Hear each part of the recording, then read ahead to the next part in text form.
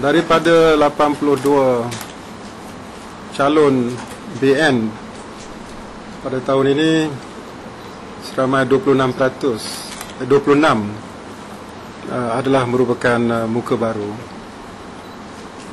Bermakna lebih kurang 31% muka baru. Tapi kita jangan lupa bahawa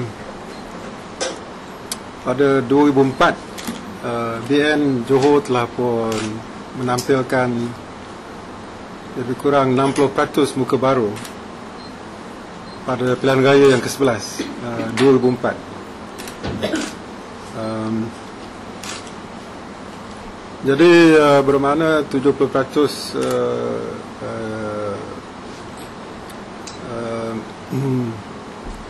mereka yang ada di kursi-kursi parlimen dan juga Dewan Undangan Negeri kekal.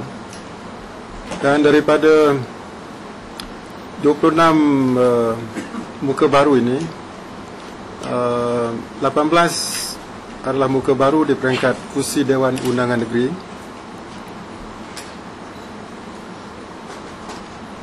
dan 8 kursi parlimen.